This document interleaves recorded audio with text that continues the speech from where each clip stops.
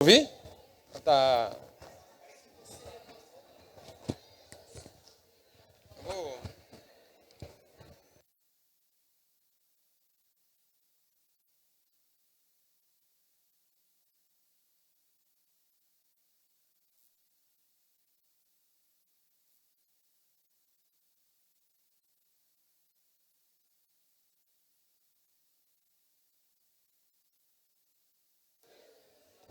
Pessoal, nossa aula vai começar agora.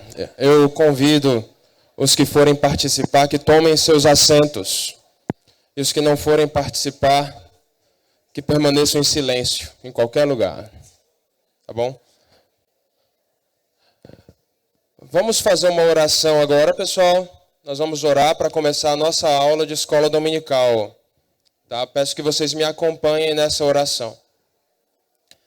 Senhor Deus, nós te agradecemos, Pai amado, porque tu cuidas de nós. Muito obrigado, Senhor, porque temos separado este tempo para o estudo da tua palavra. Nós te agradecemos, Senhor, por todos que estão aqui presentes. Te agradecemos, ó Pai, pela assembleia que foi completada agora há pouco. Obrigado pelas decisões tomadas. E nós te pedimos, Senhor, que tu nos acompanhes agora nesse tempo que separamos para o ensino da tua palavra, que tu abras a nossa mente, o nosso coração, para que aprendamos aquilo que for da tua vontade. Eu te peço, Senhor, que tu me orientes, ó Pai, na condução da aula, e eu te peço também, Senhor, que tu somente, ó Pai, coloques no nosso coração aquilo que for da tua vontade, e que a transformação resultante, Senhor, seja para a glória do teu nome. Em nome de Jesus, amém. Essa é a lição inicial da nossa revista nova, que é a revista de Atos dos Apóstolos. E o subtítulo é 30 anos que mudaram o mundo. Alguém aqui ainda não recebeu essa revista nova? Levanta a mão agora, tá? A Silvana está com alguns exemplares que ela vai entregar para algumas pessoas, tá? E caso você não receba bem agora, você vai receber daqui a pouco, em breve, porque ela não está com uma quantidade tão grande assim na mão dela ali. Sobrou a última, ela vai fazer um sorteio, o Josias foi contemplado. Quem mais não tem ainda uma revista, levanta a mão. São 1, 2, 3, 4, 5, 6... Eu estou vendo 6 pessoas ou 7 com as mãos levantadas, ô Silvana. Semana que vem, se não tiver aqui, você vai lá na secretaria da Escola Dominical, se você quiser garantir que você estará com a sua revista para o começo da aula. Então, antes do começo da aula, dá uma passada lá, por favor. A secretaria da Escola Dominical é uma janela que fica à esquerda do pátio, no final do pátio. Tá bom? Lembrando que semana que vem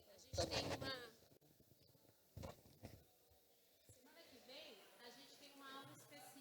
A gente tem uma comemoração especial de aniversário da igreja, vai ser semana que vem. Então, você pode procurar lá para pegar a revista, que dá tempo de você estudar para a aula 2, que é na outra semana. Não falte na semana que vem para comemorar 109 anos. É isso, eu tinha esquecido desse detalhe de que semana que vem nós não teremos uma aula normal. Será um culto especial do aniversário da igreja, que é 3 de setembro, o aniversário da igreja. E a nossa programação de aniversário vai ser no próximo domingo. Tá bom? Ah, sim. O culto, a escola dominical, uma programação só, vai ser junto. Todo mundo está convidado, venham normalmente, tá bom? E se você só vem para a escola dominical, como eu fiz hoje, né? Chegue um pouco antes, chegue para participar a partir das 9 horas da manhã, tá bom? Tá avisado aqui. Essa primeira lição... Aliás, não é todo dia que você dá uma aula de escola dominical e o autor da lição está presente. O autor da lição hoje é o pastor John Barnett, que está aqui na revista. Então, se você estiver na revista aí e quiser ver uma letrinha pequena embaixo do título da lição, está o nome do pastor John Barnett. O nome dessa aula introdutória é 30 anos que mudaram o mundo. Que 30 anos são esses, Perotti? É os 30 anos da vida de Jesus, que viveu uns 33, mais ou menos, como o pessoal fala. Não, são os 30 anos subsequentes à ascensão de Jesus aos céus, que é registrada no começo do livro de Atos, mais ou menos em 33 depois de Cristo, até o ano 64 depois de Cristo, que é onde acaba Atos 28, tá? Então esse período aí de 30, 31 anos e pouco, são os 30 anos aos quais o título da lição se refere, tá bom? Nossa lição 1 é sobre isso, tá? E eu sempre começo a aula falando dos objetivos, tá?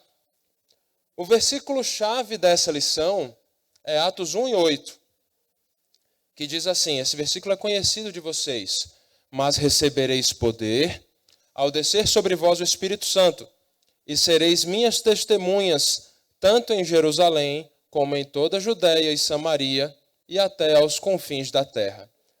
Na verdade, esse versículo, Atos 1:8, ele resume em um versículo tudo que é narrado no livro de Atos, que são 28 capítulos.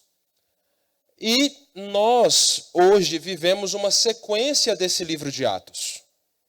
Hoje, nós continuamos a narrar o livro de Atos com as nossas vidas, porque nós estamos nos confins da terra. Nós damos sequência à narrativa do livro de Atos com as nossas vidas e com os nossos esforços de evangelização e multiplicação da igreja. Então você é parte dessa história também. Os objetivos, então, se eu fosse resumi-los aqui, né, são compreender o pano de fundo para o estabelecimento da igreja e da sua expansão, perceber o desafio de alcançar uma nova visão e compromisso com a obra do Senhor e a sua igreja, e colocar em prática as ações que cumprem os compromissos com a obra do Senhor. Então, esses objetivos aqui resumem o que a gente vai perseguir durante a aula, tá bom? Uma discussão que o pastor John Barnett faz no começo da lição é qual seria o melhor nome para o livro.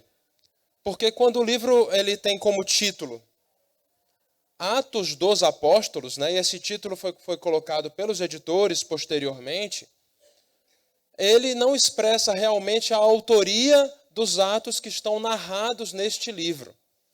Na verdade, um título mais apropriado, e aí tem a desvantagem de ser muito comprido, seria Atos do Espírito Santo por meio dos apóstolos. Porque, na verdade, se os apóstolos realizaram alguma coisa que esteja registrada neste livro, foi por meio do Espírito Santo que desceu sobre eles e os capacitou e os deu poder para que eles aquilo realizassem. Então, essa discussão aqui ela é muito válida e serve para nós pensarmos, de fato, quem é responsável pelos atos que são narrados.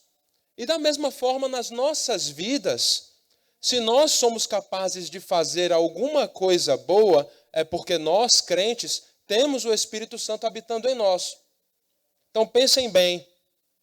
Quando vocês realizando um ministério aqui na igreja, por exemplo, vou pegar um exemplo da minha amiga Maria Tereza, que não gosta que eu dê exemplo com ela, mas eu vou falar assim mesmo, né? Se ela realiza alguma coisa boa, dentre as boas obras que ela realiza no seu ministério, no seu trabalho, que é muito prolífico, é porque o Espírito Santo nela habita, é porque o Espírito Santo a capacita, o Espírito Santo dá para ela o que ela necessita para realizar alguma coisa boa em nome de Jesus. Então, essa discussão vale não somente para o nome do livro, mas também para as nossas vidas. E aí eu já estou fazendo aplicações aqui no automático, tá, pessoal? É uma aula introdutória. Então, como a gente vai estar fazendo uma introdução aqui sobre o livro de Atos dos Apóstolos, eu vou fazer como eu sempre faço. Eu começo com um contexto. E eu praticamente vou falar a aula inteira só de contexto. Porque nós temos aí muitas lições que nós vamos utilizar para estudar Atos dos Apóstolos. Aliás, em termos de aulas, não serão somente 17 aulas. A direção da escola dominical decidiu que nós pegaríamos algumas aulas, especialmente as mais extensas ou as que requerem mais detalhe, a gente vai dividir em várias lições. Então, em dezembro, a gente vai chegar mais ou menos na metade da revista.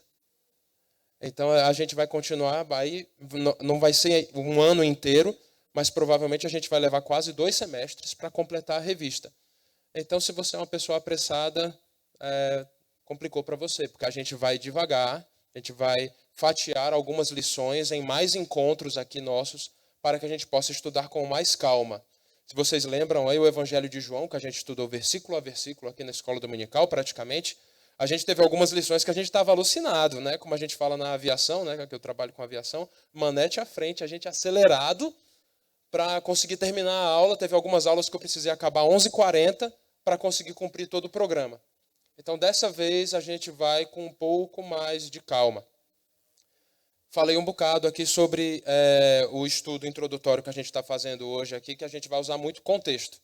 Então, eu vou pegar vários aspectos do contexto do livro de Atos e, por favor, me acompanhem, façam esse esforço, permaneçam acordados comigo para a gente conseguir aproveitar ao máximo, tá?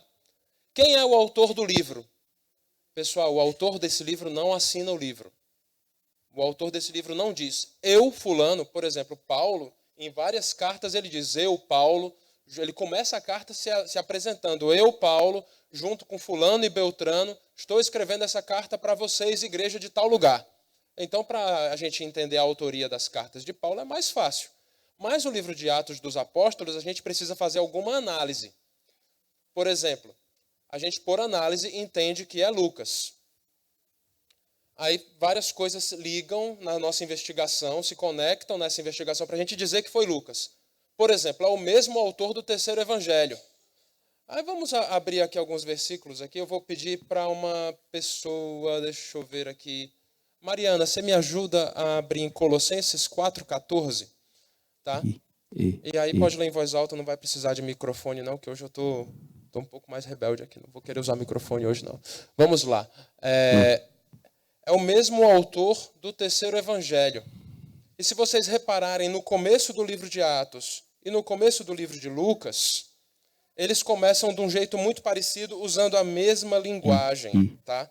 Antes da Mariana abrir no livro de em Colossenses 4,14 e ler para a gente, acompanha comigo como é que começa Atos 1:1. Assim, ó. Escrevi o primeiro livro, ó Teófilo, relatando todas as coisas que Jesus começou a fazer e a ensinar, até o dia em que foi elevado às alturas, pronto. Isso aqui você viu o começo de Atos. Atos 1:1 e o comecinho do 2. Ele faz referência a um primeiro livro, que também tinha sido escrito para o mesmo destinatário desse livro de Atos, que é um cara chamado Teófilo. Tá? Agora, se você for lá no começo de Lucas, olha como começa Lucas 1:1. Ó. Visto que muitos já empreenderam uma narração coordenada dos fatos, aí eu vou pular o 2, vou para o 3. Igualmente a mim, estou lendo Lucas 1, tá? Igualmente a mim, pareceu bem, depois de cuidadosa investigação de tudo desde a sua origem, dar-lhe por escrito, excelentíssimo Teófilo. Entendeu? Que é o mesmo estilo de escrita, voltado para o mesmo destinatário, que é um camarada chamado Teófilo. Portanto, a gente está falando aqui que Lucas é o primeiro volume ao qual Atos se refere. Ou seja, Atos é o segundo volume de Lucas. Porque era muito comum, naquela época, você editar os livros e publicar os livros em volumes, livros, cartas, qualquer escrito desses. Então, assim como Lucas é um registro histórico, o livro de Atos também é um registro histórico. Tá? Continuando aqui. Tá? Mari, você podia ler Colossenses 4,14, por favor?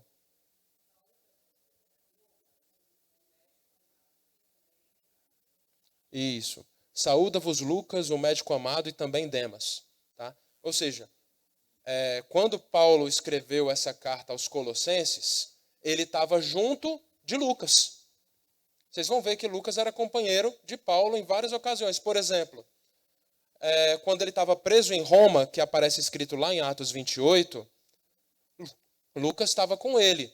Não porque ele também tivesse sido preso, mas é porque a prisão de Paulo em Roma era uma prisão domiciliar e Lucas resolveu se hospedar junto com Paulo para fazer companhia com ele.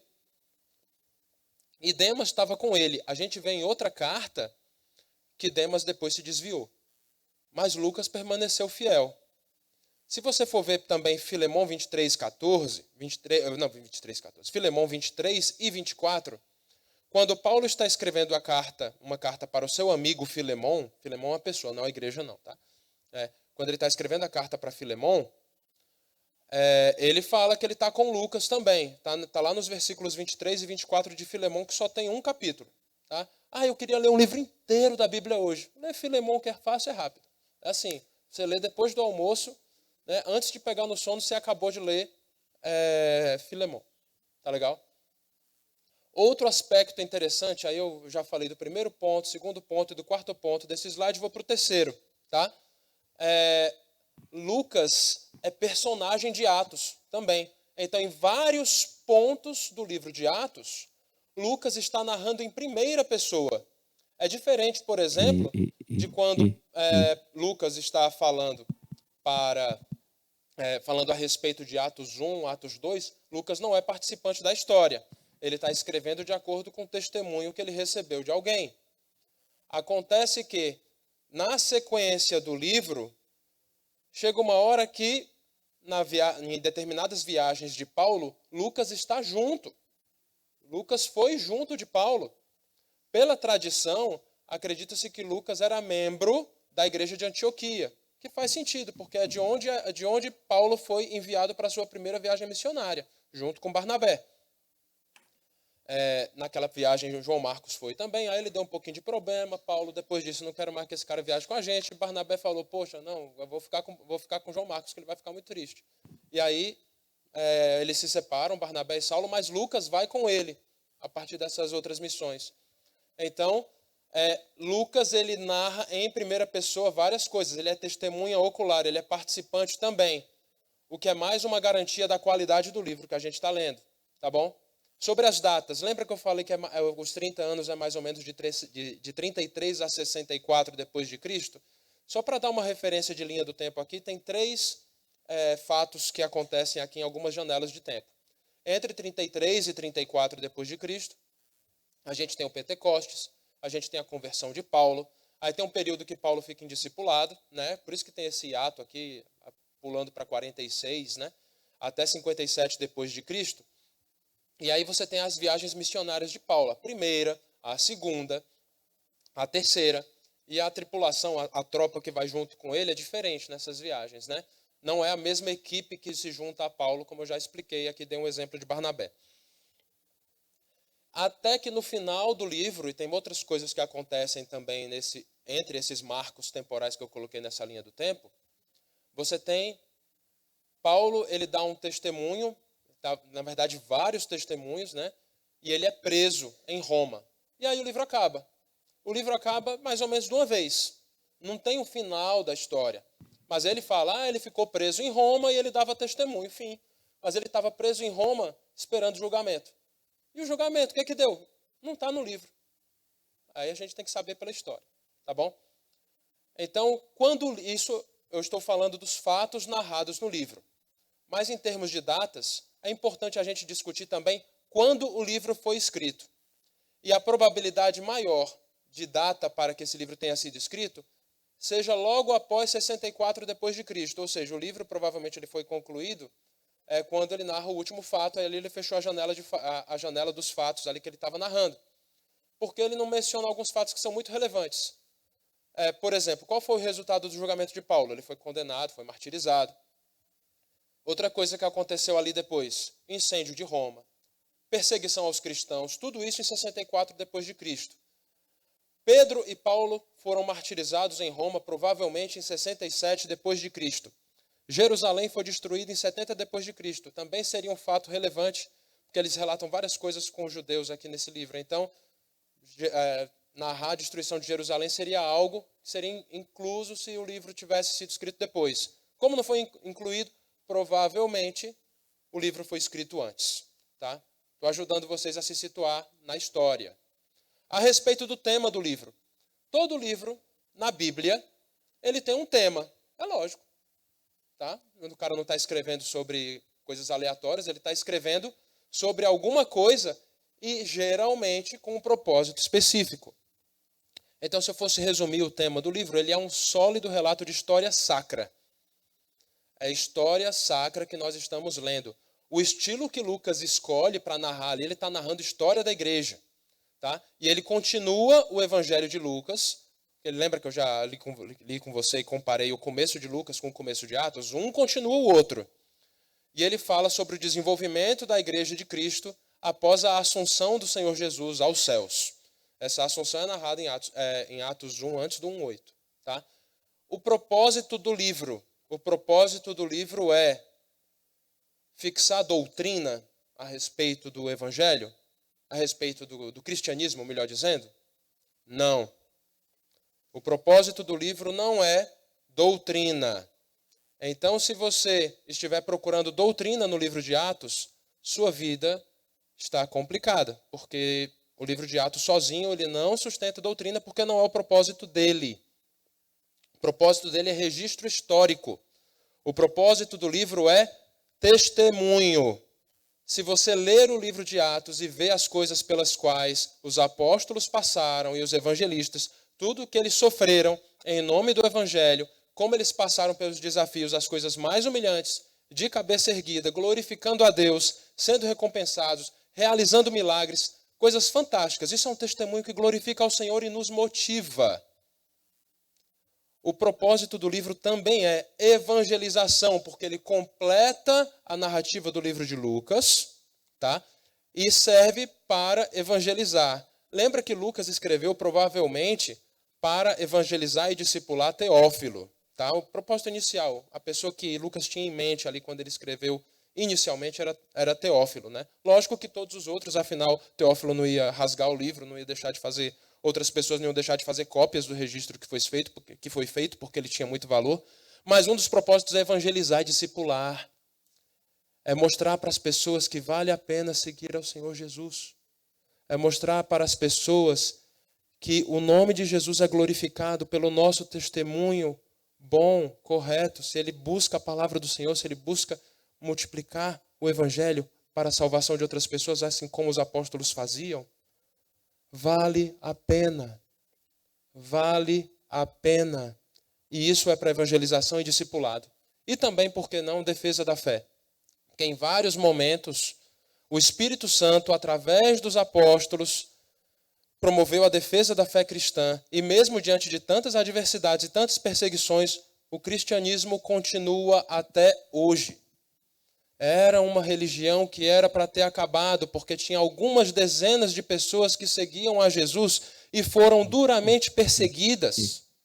Duramente perseguidas. Era para esse negócio ter acabado se não fosse de Deus. E nós estamos aqui porque o livro de Atos continuou. E nós estamos aqui porque nós somos a sequência dessa narrativa. Eu não estou dizendo que a sua vida é Bíblia, tá? A Bíblia é Bíblia. Tá? Mas eu estou dizendo para vocês que nós somos responsáveis pela propagação do Evangelho, pela continuação dessa propagação. Tá? Então o propósito do livro é bem esse, e ele se alinha totalmente com a sua vida e com a minha vida enquanto crentes. Tá bom? Sobre a composição do livro. Vocês estão me acompanhando aí? Está tudo bem? Tem alguém sofrendo muito aí, com sono? Espero que não. Tá? Estou me esforçando aqui para mantê-los acordados. Vamos lá. Composição do livro. Lucas, né, ele é chamado por Paulo de o médico amado. Então, provavelmente Lucas, né, aliás, fica evidente pelo jeito que ele escreve e pelos comentários que ele mesmo faz a respeito da pesquisa que ele conduziu, que era um homem que entendia um pouco de ciência. Então, ele seguiu um método. Não é exatamente o método científico, mas ele foi metódico no seu relato, na forma de pesquisar e na forma de registrar. Tá?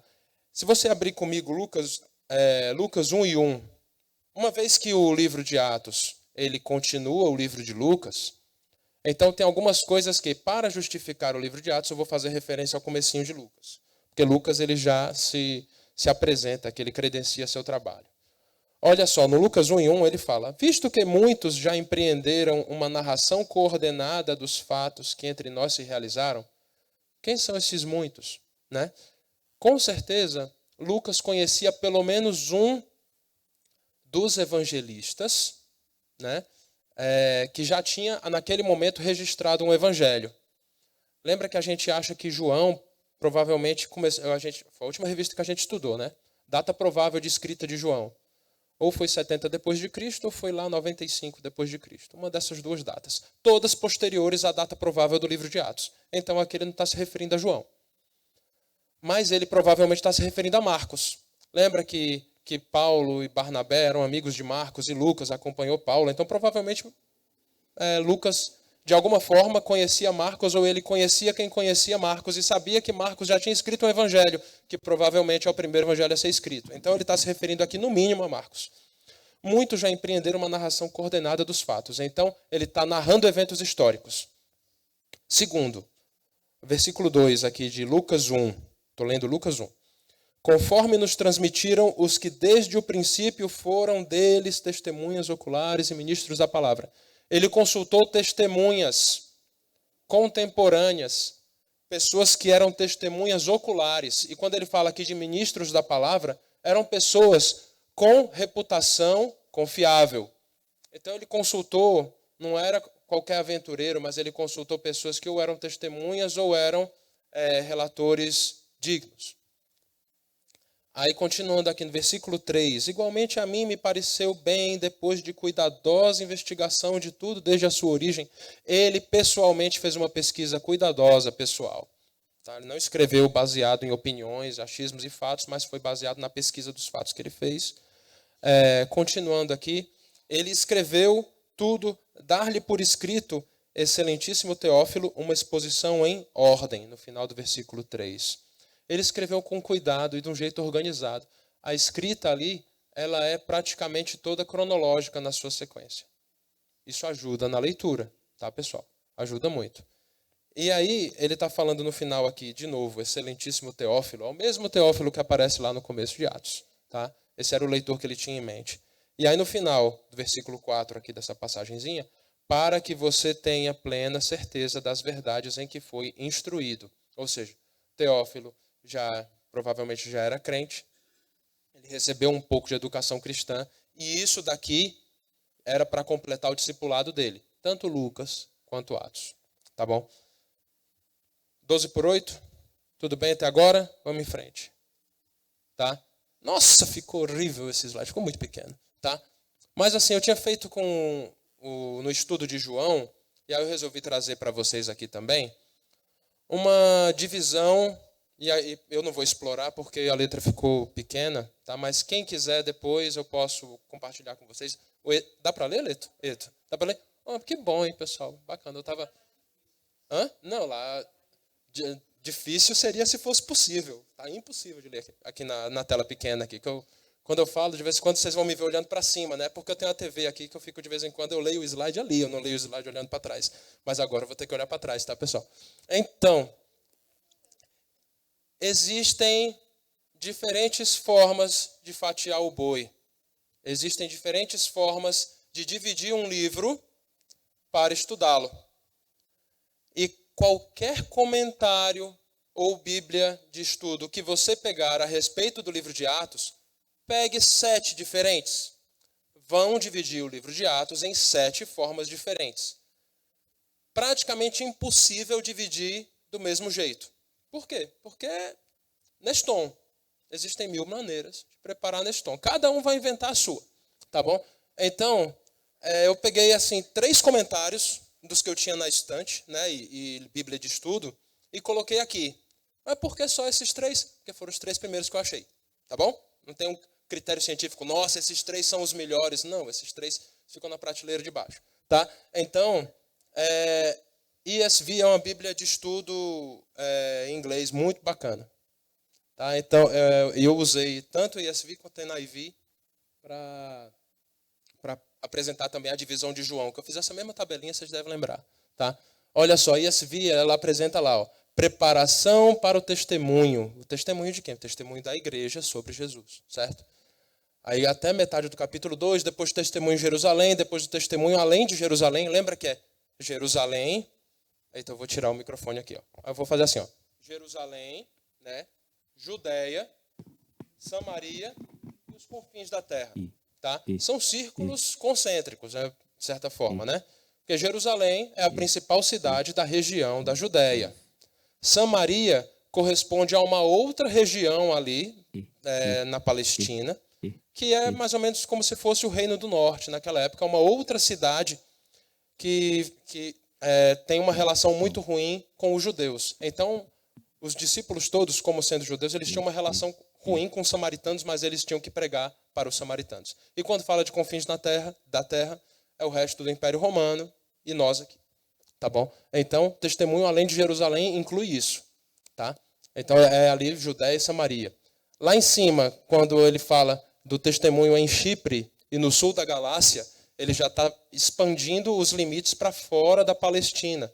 Tá? Chipre é uma ilha ali no Mediterrâneo, ali perto, e o sul da Galácia, a Galácia fica onde é a Turquia hoje. Tá?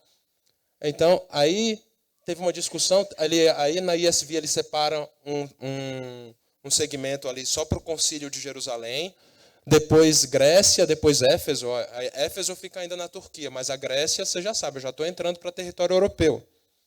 Aí ele é preso, e preso em Jerusalém, porque dizem, Paulo não vai para Jerusalém, você vai ser preso. Não, eu tenho que ir para Jerusalém para resolver uma parada. Aí quando ele chegou em Jerusalém, preso. Tá? Testemunho em Cesareia. Cesareia era uma cidade na Palestina, mas era tipo uma capital política. E testemunho em Roma. E aí acaba o livro. Tá bom?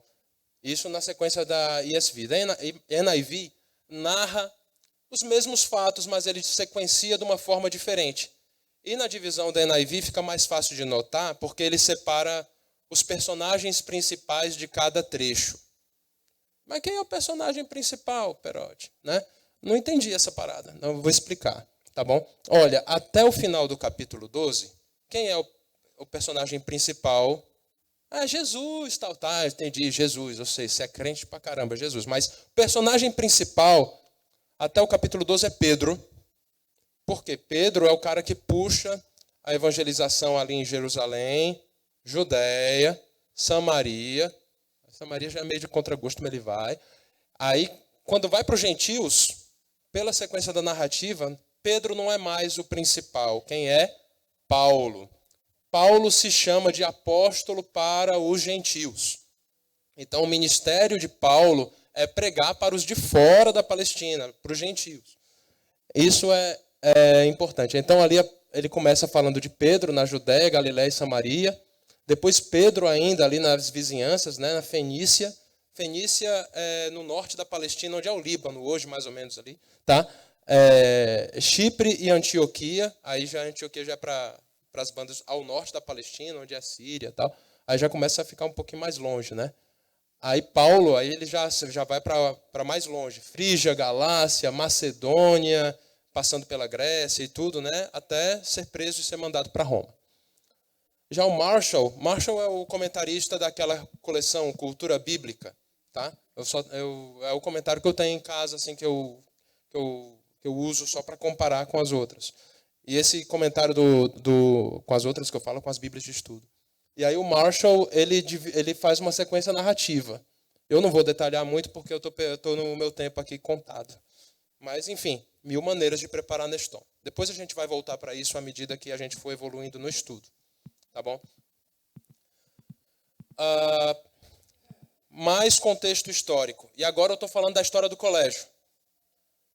Perotti, tal, como é que é essa história do colégio? Eu não prestei atenção. Chegou sua hora de recuperar o conhecimento que você já teve um dia. Vocês estudaram sobre o Império Romano na escola. Você pode não acreditar em mim, mas você estudou. Tá? Você estudou. Você não lembra, mas você estudou. Então, tem algumas coisas do contexto. Ou você dormiu, ou você foi mal na prova, você colou na prova. Deus te perdoa, é só pedir perdão. Tá? Mas você estudou isso na escola e eu vou aproveitar alguns aspectos daquele momento da história que favoreceram a pregação do Evangelho, o estabelecimento da igreja em vários lugares do Império Romano. Primeiro deles, Pax Romana. Quando César Augusto se tornou imperador romano em 31 depois de Cristo, isso aí você estudou, isso tinha no seu livro, tá? Aconteceu a chamada Pax Romana, porque foi um período de paz, um período de estabilidade, foram construídas várias estradas e havia segurança para viajar, porque antes havia muitos saqueadores e não tinha boas estradas e viajar era um grande problema. Só que você vê era Paulo viajando aqui, puxa vida, o diário de viagem de Paulo aqui, o livro de Atos ali na porção do meio, e eles podiam viajar com razoável segurança por conta da Pax Romana, promovida por César Augusto. Outro aspecto interessante. A língua predominante, embora a língua oficial fosse o latim, qual era a língua mais falada? O grego. O grego era mais popular na época do que o inglês é hoje, né? Comparando assim nosso sentimento aqui de brasileiros e tudo. Naquela época se falava o grego era muito comum. E aí, por exemplo, os discursos que Paulo fez em sua defesa, que são narrados no livro, foram todos proferidos em grego, não foram proferidos em hebraico e traduzidos. Foi tudo feito de fato em grego. Então, a escrita foi original. Terceiro ponto e último desse slide aqui era a fé judaica. O cristianismo é uma religião, né, chamada de religião, proveniente do judaísmo, e o contexto religioso do Império Romano era de politeísmo total. E o exemplo que eu sempre dou é daquele filme, que vocês são da minha época, vocês devem ter assistido aquele filme do Gladiador. Muita gente balança a cabeça, né? Então vocês lembram lá que aquele filme era o Russell Crowe, era o gladiador. Ele tinha um altar em casa, tinha mais estátua que não sei o quê, certo? Então, e cada uma era uma divindade, muitos deles parentes dele, certo? Então era um contexto de adoração também aos mortos, aos ancestrais, aos deuses. E então o panorama de politeísmo era muito forte. E os judeus em terem um Deus só chamavam a atenção. Como é que pode esse pessoal ter um Deus só? Coisa mais estranha. Esse Deus deve ser bom mesmo, hein? Só tem um Deus. E outra coisa que favoreceu a popularização da fé judaica foi que em 2 a.C., entre 3 e 1 a.C., foi produzida a Septuaginta, que é uma tradução do Antigo Testamento para o grego koiné, que era o grego mais popular. Então, esse foi traduzido o Antigo Testamento e as pessoas podiam ler o que antes só era disponível no hebraico. Aí, como o grego era a religião mais popular, então ficou acessível. Tá bom? Isso favoreceu. Mas aí tem um monte de coisa que deu trabalho aqui, que prejudicou, e até por isso botei um dislike lá em cima aqui. Tá? Desafios para a pregação do Evangelho. Tá bom? O Evangelho era escândalo para os judeus. Tá? Os mensageiros do Evangelho, eles eram todos assim, na sua maioria, né? Na referência de Atos 4:13, quando olha para Pedro e João, que tinham feito um discurso muito eloquente, especialmente Pedro, eles são referidos lá pelos doutores da lei como iletrados e incultos. Eles não eram mestres, não eram rabis, não eram pessoas de reputação acadêmica. A mensagem soava como uma afronta para os judeus. Porque quem era o mestre, o Deus dos cristãos? Era um homem que tinha sido pendurado numa cruz e morto na cruz. E Deuteronômio 21:23 falava que todo aquele que fosse pendurado no madeiro era maldito. Escândalo para os judeus. E outras práticas de culto dos cristãos eram tidas como blasfemas, né? O judeu sacrificava, o cristão não. O judeu circuncidava, o cristão não. O judeu tinha que estar no templo, o cristão não. Por causa disso, teve várias reações violentas contra os judeus. O judaísmo, a religião popular, tinha vários judeus que já tinham sido dispersos ou tinham se mudado para outros lugares. Então, quando você vai, por exemplo, em Atos 7, você vê lá a morte de Estevão. Poxa, foi apedrejado. Por quê? Porque ele falou algumas coisas que eram muito escandalosas para os judeus. Ele era diácono da igreja, Estevão. Cuidado, diáconos. Então, vamos lá. Atos 13, 50, 14, 17 também narram oposições enfrentadas por Paulo e seus colegas de viagem ao longo das suas viagens. Em algumas cidades eles encontravam judeus e os judeus intercediam junto às autoridades da cidade dizendo: olha, esses cristãos são arruaceiros, vieram aqui para causar confusão, por onde eles passam eles causam problema.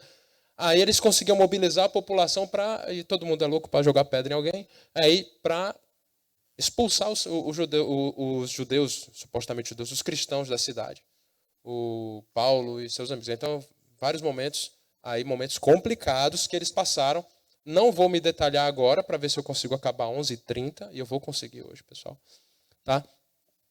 Mas vocês vão ver as histórias narradas aí, a gente vai conseguir passar por elas com calma, não preciso antecipar.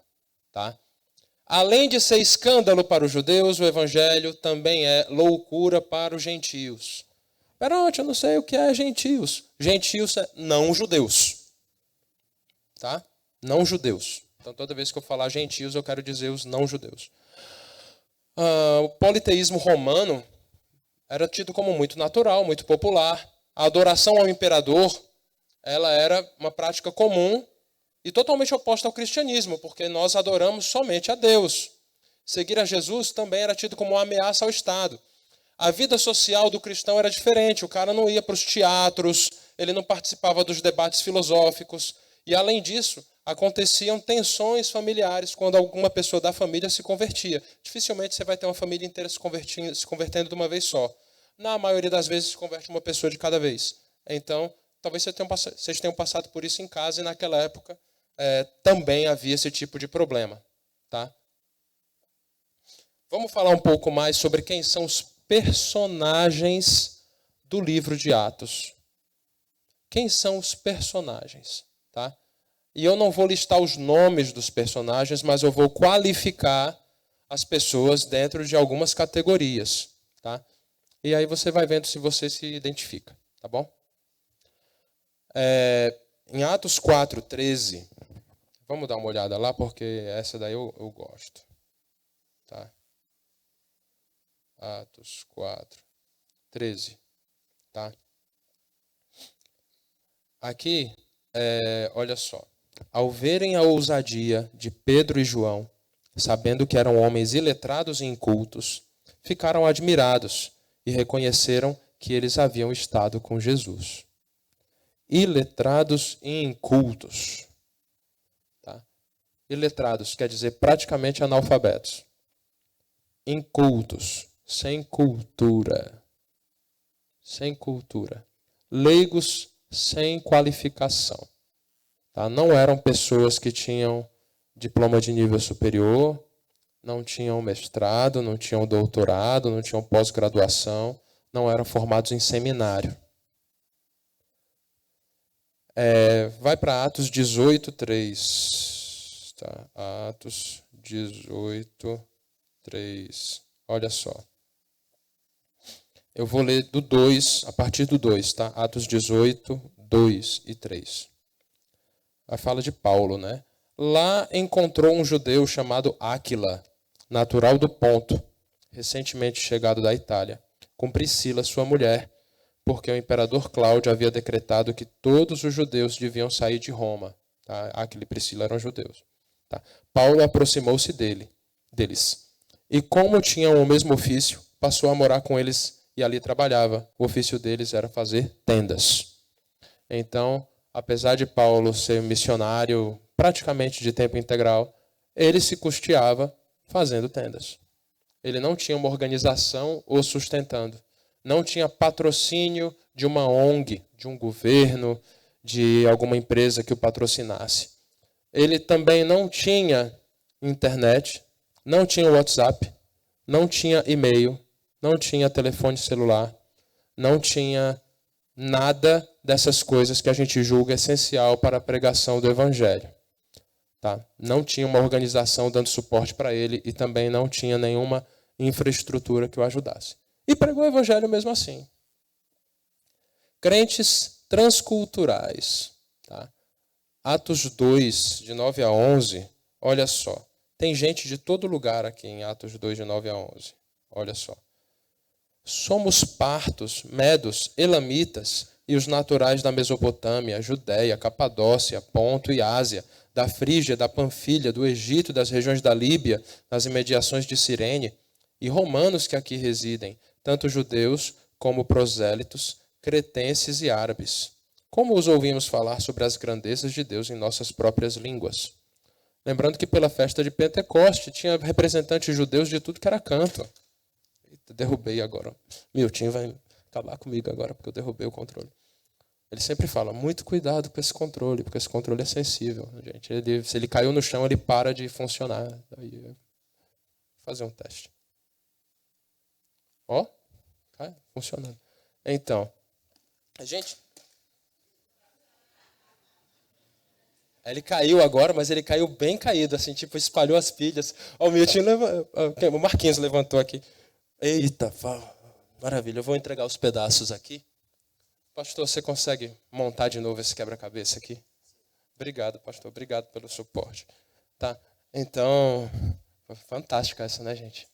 Eu vou ver o vídeo depois, que eu quero ver como é que foi. Tô até com a orelha vermelha aqui. Tá. Então, é gente de todo canto. Os crentes, eles eram unidos e hospitaleiros. Essas passagens vocês conhecem. Aí já passou para frente, aí, pastor. Agora está voltando para trás, para trás, para trás, para trás, para trás. Obrigado. Aí sim. Ó. Obrigado. Então,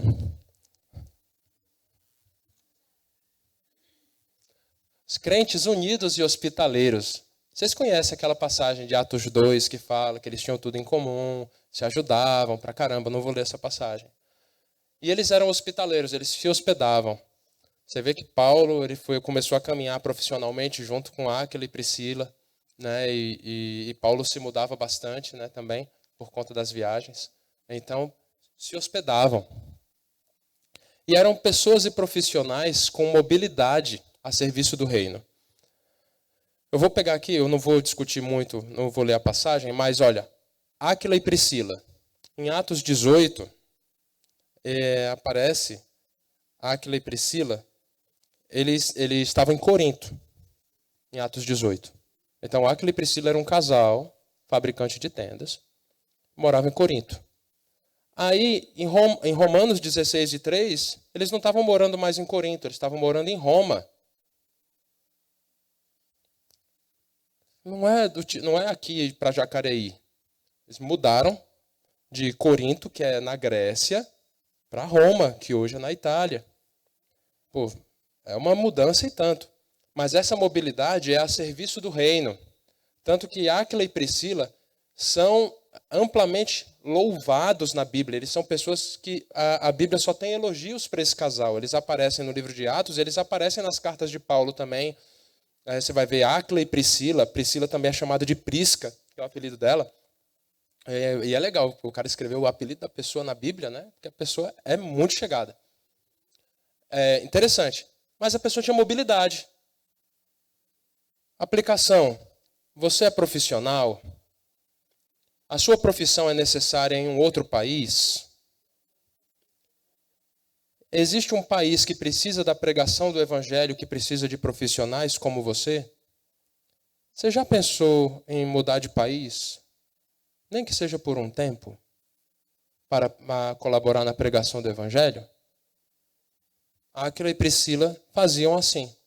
Se mudavam, trabalhavam, se mudavam de novo, trabalhavam. E trabalhavam na igreja a ponto de serem mencionados na Bíblia em mais de um livro.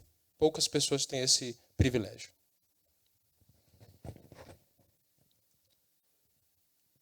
Tem várias profissões que dá para fazer isso, né? Eu, como engenheiro, passei por isso. A gente conhece pessoas, por exemplo, que trabalham com música, que já tiveram chance de fazer isso, né? Algumas pessoas que eu conheço, outras pessoas de outras profissões. Eu tenho amigos que são médicos, que pretendem fazer alguma coisa assim. Enfim, tem várias profissões. Agrônomos, né? Tem algumas pessoas que eu conheço que são missionários, que trabalham com agronomia, e tem vários países que têm problema no cultivo, na produção de alimentos, e o profissional pode ajudar. E se for um profissional cristão, ele trabalha, ajuda o país, ajuda a sociedade, e ainda consegue se sustentar. E glorifica a Deus porque está cooperando na pregação do evangelho. Só para voltar aqui um pouquinho, para falar um pouco mais disso. Uma das coisas que me fez decidir morar no Japão, a gente foi morar no Japão 2 anos, foi quando um amigo meu me falou: Perotti, menos de 1% da população do Japão é de cristãos. Quando o meu amigo Augusto me falou disso, né? Aí eu virei para a Letícia e falei: acho que a gente tem que ir. E a gente, o processo de tomada de decisão não é um processo que é monocritério, né? Você não toma decisão baseada numa coisa só. mas isso certamente pesou muito na nossa decisão, em a gente compor uma igreja e a gente ser membro de uma igreja num outro país, de uma missão não brasileira, de uma missão de um outro país também, e interagir com os japoneses, hospedar um pequeno grupo em casa para a pregação da palavra e pregar a palavra para o japonês que faz parte do teu pequeno grupo dentro da tua própria casa. Foi uma experiência fantástica, mas que só é possível quando nós nos dispomos a nos movimentar.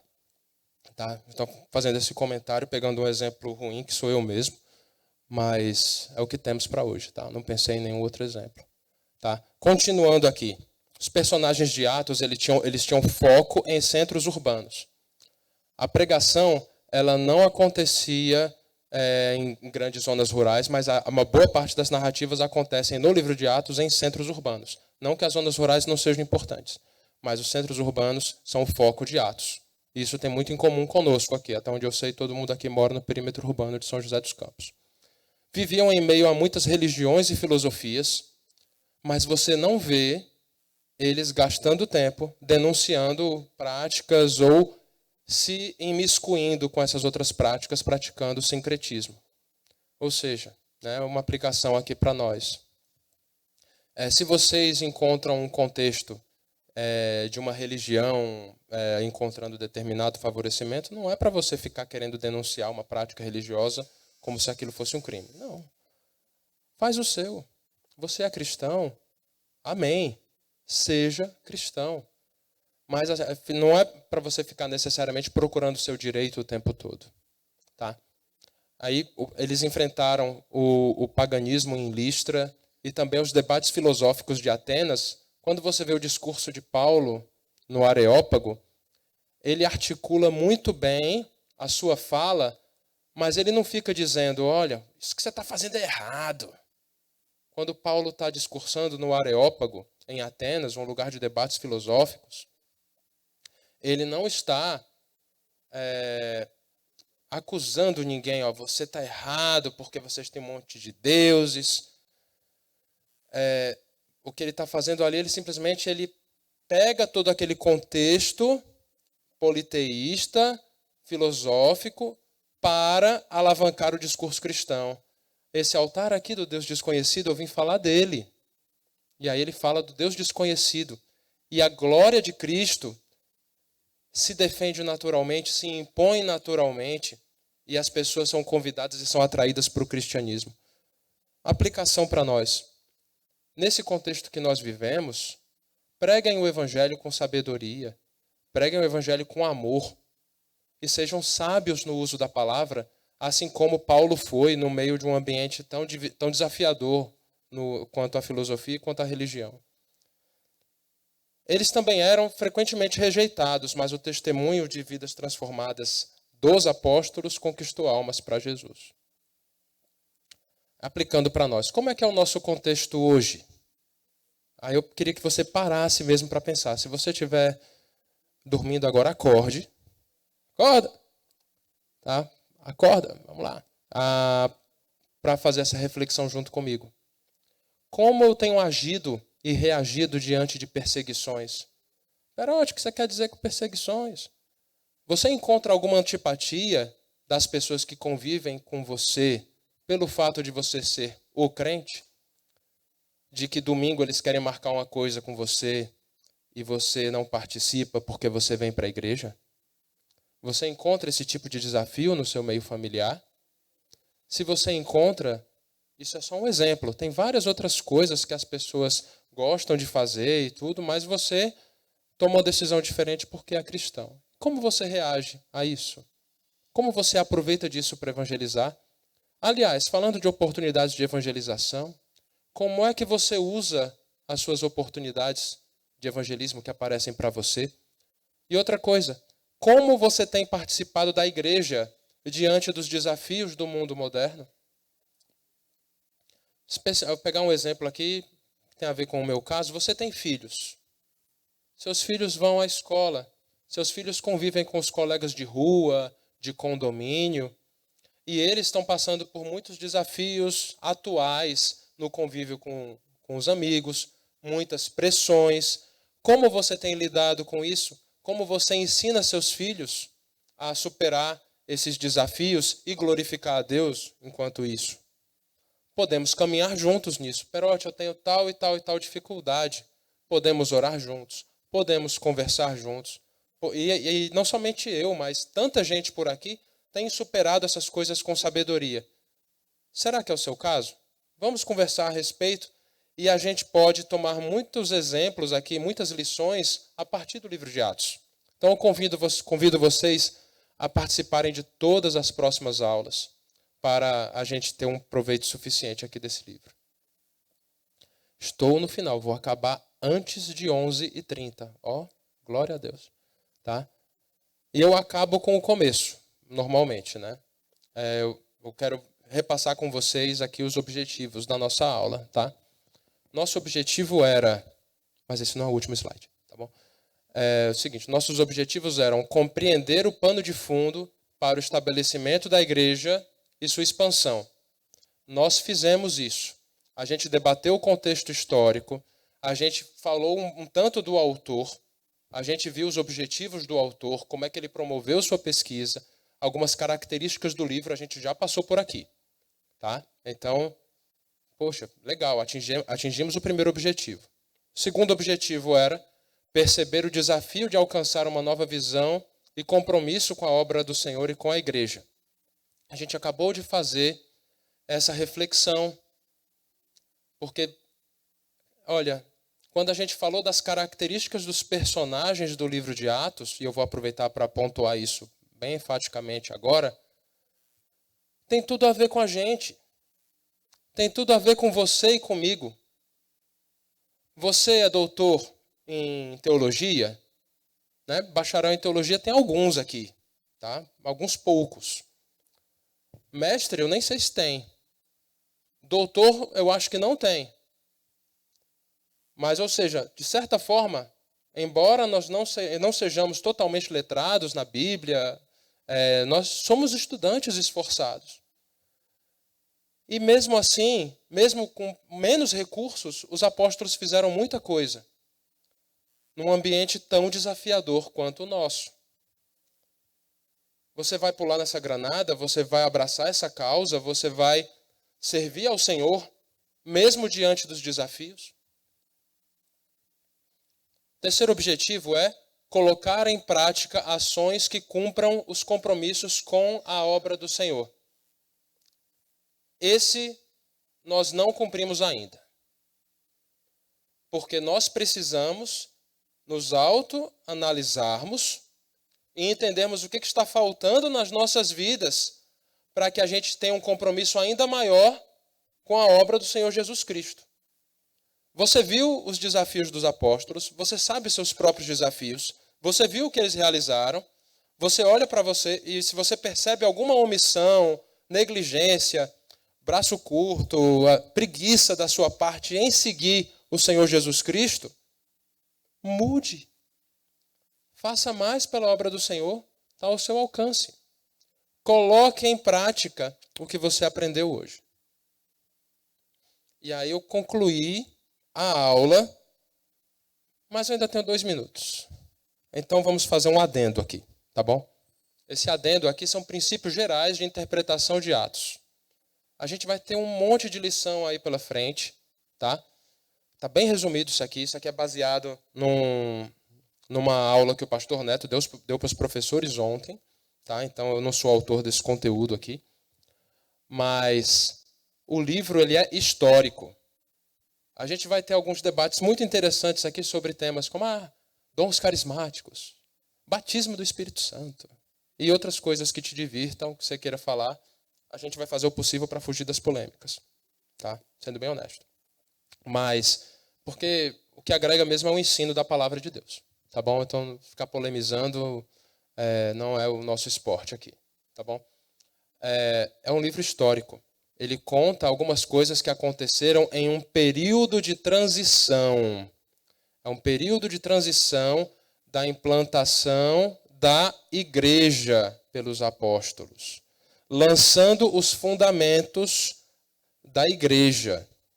Você não lança fundamento numa obra o tempo todo, você lança o fundamento no começo da obra. Então, algumas coisas aconteceram no começo da igreja que não acontecem da mesma forma hoje. A gente vai explicando o que é que são essas coisas. Então, ele é um livro de características predominantemente descritivas, ao passo que existem outras partes da Bíblia que possuem características prescritivas. Perotti, eu não entendi o que você quis dizer, isso é muito complicado para mim, me ajude. Assim, descrição conta uma história, prescrição diz o que você tem que fazer. Então, quando você estiver lendo o livro de Atos e achar que o livro de Atos está te ensinando a respeito de alguma coisa que você tem que fazer, você precisa olhar bem o contexto e olhar o restante da Bíblia. Você precisa observar outros textos bíblicos para confirmar essa interpretação. Entendeu? Então, isso eu estou fazendo um combinado com você. Igual, vocês já foram na sala das crianças, ali em cima? Assim, no maternal, por exemplo, tem isso bem claro. Combinados na parede, colados. Entendeu? Eu estou colando os combinados aqui com vocês na parede. As coisas que a gente vai fazer aqui. Então, se eu quiser usar o livro de Atos para ensinar alguma coisa para vocês, eu vou fazer baseado não somente no livro de Atos, mas eu vou fazer baseado no contexto bíblico como um todo, para confirmar uma determinada interpretação. Porque pode ser que determinada passagem seja apenas descritiva e não prescritiva. Tá? E a revelação, ela é progressiva. Nesse caso aqui, no livro de Atos, estamos bem nesse contexto de revelação progressiva. Para lançar os fundamentos da igreja num contexto tão adverso e lançar do zero, você precisa ter algumas disrupções históricas, né? Por exemplo, descer o Espírito Santo em cima de uma plateia tão multicultural, né? de crentes, de judeus ali que testemunharam a descida do Espírito Santo sobre a igreja no dia de Pentecoste, naquele ano de 33 depois de Cristo. E para isso acontecer foi um grande milagre, para chamar a atenção e dar um boost, dar um impulso no crescimento da igreja ali no começo. Aí teve o discurso de Pedro, que foi milagroso. 3.000 pessoas se convertendo, sendo batizadas. Imagine a fila do batismo, rapaz. Né? Então, muita gente se convertendo de uma vez e a igreja em Jerusalém crescendo muito rápido. Aí depois a igreja dispersa. Aí o pessoal tem que ir para a Judéia, para Samaria. E aí a pregação continua. Paulo viajando, fazendo grandes milagres e sinais também. Então, esses sinais acompanham a mensagem pregada. Mas muitas dessas coisas são descritivas. Eu não estou dizendo que eu vou reproduzir esses milagres todo dia na igreja. Entenderam? Então, só combinando aqui regras de interpretação. E esse foi o adendo da aula. A aula já tinha acabado. Então, é isso. Agora sim, esse era o último slide. Ó, tanto que acabou. Tá bom? Pessoal, um bom domingo. Que Deus nos abençoe nas próximas aulas. Tá bom? Aproveitem.